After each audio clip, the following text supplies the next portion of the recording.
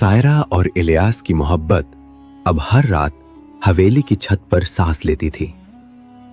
वो एक जिन्न था, सदियों पुराना, मगर उसकी बातों में शायरी थी, उसकी यादों में दर्द था और उसकी आंखों में सिर्फ सायरा। उसने सायरा को बताया कि वो पहले एक इंसान था, एक शायर जिसे उसकी मोहब्बत से धोखा मिला और फिर मौत। लेकिन उसकी रूह को कभी चैन नहीं मिला और वो एक जिन्न बन गया। मोहब्बत से नफरत करने लगा था, लेकिन सायरा की मुस्कान ने उसे फिर से जिंदा कर दिया।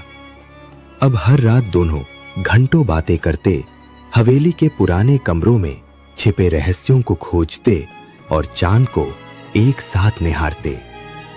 मगर जितनी रूहें करीब आईं, उतनी ही मुश्किलें भी बढ़ीं। गांव में बात फैल गई कि सायरा पर साया है और वो हवेली अब शापित मानी जाने लगी। नानी ने उसे रोका, पुजारी को बुलाया।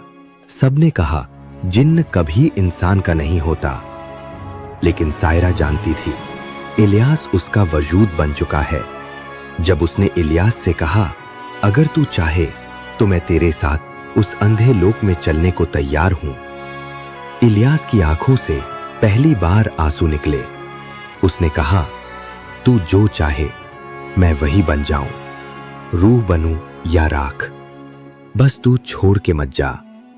और फिर वो रात आई जब हवेली में तूफान उठा, बिजली गिरी, दीवारें कांपी और सायरा बीच कमरे में खड़ी थी अपने प्यार के सामने। गांव वाले दूर से देख रहे थे, हवेली से नीली आग की लपटें निकल रही थीं। सायरा ने इलियास की तरफ हाथ बढ़ाया, उसके चेहरे को छुआ और पहली बार इंसान ने जिन्न को उस तरह छुआ जैसे कोई रूह को अपना लेता है। रोशनी का एक तूफान उठा और सब कुछ थम गया। सुबह हवेली खाली थी, न सायरा थी, न इलियास, न उसकी नानी।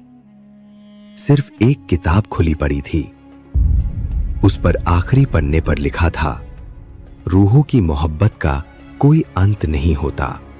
वो जिस्म नहीं मांगती, बस एहसास चाहती है। और जब दो एहसास मिलते हैं तो खुदा भी चुप हो जाता है। वो हवेली आज भी वैसी ही है, बस अब वहां डर नहीं, एक पुरानी मोहब्बत की खुशबू है। दोस्तों, ये थी आज की कहानी।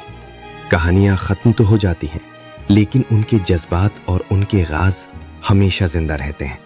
अगर आपको ये कहानी पसंद आई हो तो वीडियो को लाइक कीजिए, अपने दोस्तों के साथ शेयर कीजिए और हाँ, चैनल को सब्सक्राइब करना बिल्कुल मत भूलिए। अगली वीडियो में एक नई कहानी, एक नया राज लेकर फिर मिलेंगे। तब तक के लिए अपना ख्याल रखिए।